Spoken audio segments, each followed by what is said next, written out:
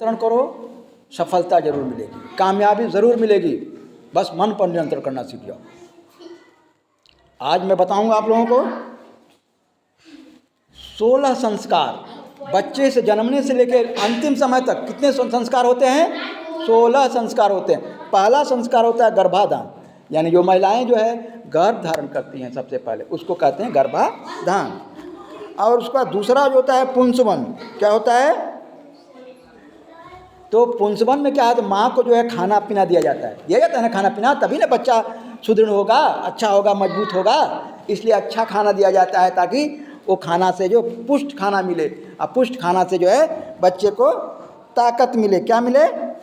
ताकत मिले।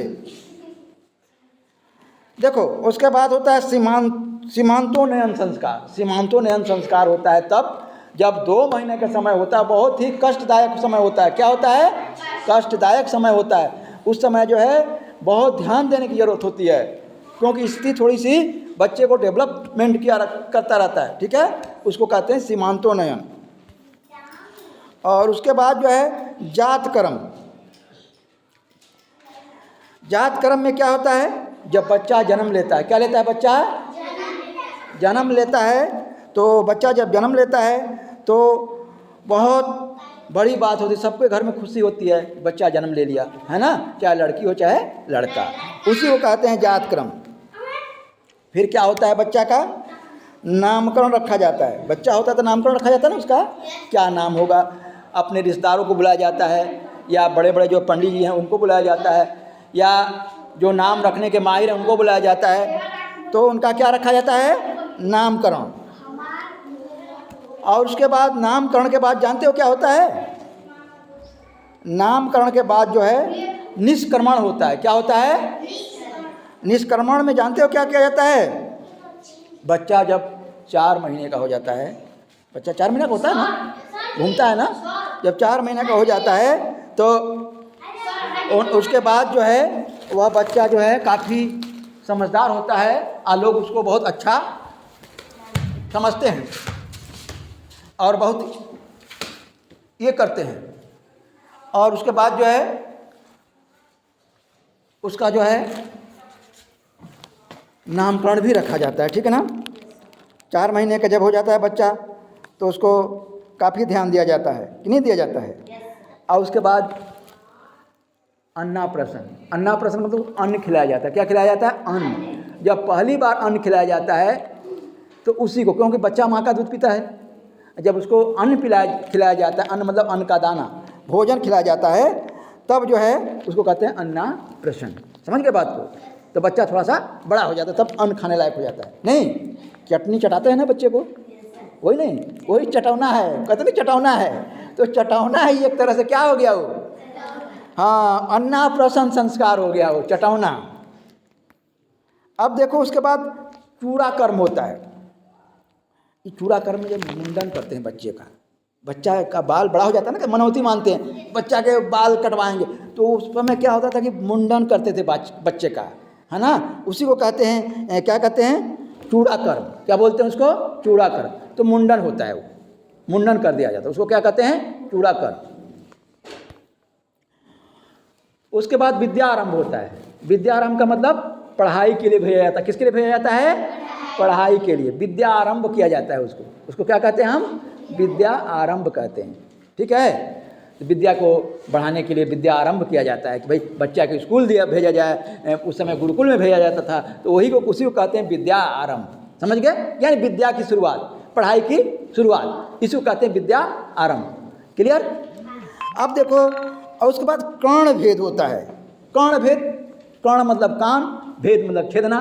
कान भी छेदा जाता था, छेदा जाता है ना कान, लड़कियों को कान छेदा जाता है ना, तो कान भी छेदा जाता था, उसको कर्ण छेद बोलते थे। क्या बोलते थे? कर्ण भेद। कर्ण भेद मतलब कान को छेदना, कान को छेदना, इसी कान को ऐसा करके छेदते। लड़कियों को कान छेदा जाता है ना, तो उसको कर्ण भेद हो गया वो। समझ गए बात को? और उसके बाद यज्ञोपवीत। उसके बाद क्या होता है? यज्ञोपवीत।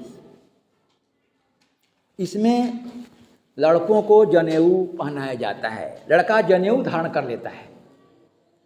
जनेऊ देखा ना, लड़के नहीं कभी जनेऊ पढ़ते पंडित जी लोग, वही जनेऊ लड़के को पहनाया जाता है, जनेऊ धारण कर लेता है लड़का वो। और उसके बाद क्या है कि वेद का ज्ञान दिया जाता है। क्या ज्ञान दिया जाता है? वेद का। पढ़ेगा लिखेगा समझदार बनेगा, उसको कहते हैं वेदारंभ। क्या बोलते हैं उसको? वेदारंभ, यानी वेद की जानकारी देना। वेद है ना, यजुर्वेद, अथर्ववेद, सामवेद और ऋग्वेद सबसे पुराना बड़ा वेद। तो ये वेद हैं, उपनिषद वेद सबकी अध्ययन कराया जाता है, उसी को कहते हैं वेदारंभ। उसके बाद क्या होता है?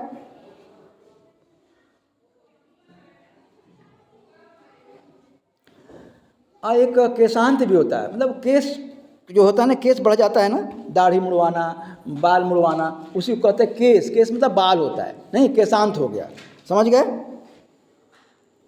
और इस तरह से केशांत के बाद क्या करते थे? समावर्तन। समावर्तन संस्कार क्या है? पहले किया जाता था, अब लोग नहीं करते हैं इसको, है ना। समावर्तन संस्कार को अब नहीं किया जाता, पहले किया जाता था बहुत पुराने समय में, ठीक ना। ये 14वां संस्कार है। अब 15वां क्या होता है? विवाह संस्कार। शादी की जाती है, विवाह किया जाता है, ठीक है, विवाह किया जाता है। और विवाह करके जो है इसमें क्या कहता है कि उससे जो है सामाजिक बंधन में बांध दिया जाता है। किस में बांध दिया जाता है? सामाजिक बंधन में। सामाजिक बंधन में बांध दिया जाता है ताकि जो है वह जो है समाज में अच्छी तरह से रहे, समाज में अच्छी तरह से विचरण करे, इसलिए सामाजिक बंधन में बांध दिया जाता है। समझ गए बात को? और उसके बाद क्या होता है? अंत्येष्टि संस्कार। क्या होता है? अंत्येष्टि संस्कार में क्या होता है जानते हो? अब इसमें क्या कहता है, कहा जाता है कि जब व्यक्ति मर जाता है, अरे बूढ़ा होगा तो मरेगा ना आदमी, कि नहीं मरेगा? क्या जिंदगी भर जवाने रहेगा वो है? तो वही जो होता है अंत्येष्टि संस्कार होता है। मर गया, बुढ़ापा आ गई, समाप्त हो गए, जीवन लीला समाप्त, उसको अंत्येष्टि संस्कार यानी 16 संस्कार पूरा हो गया भाई, पूरा हो गया। ध्यान दो, ध्यान दो, हमारे चैनल को सब्सक्राइब कर दो, ध्यान दो।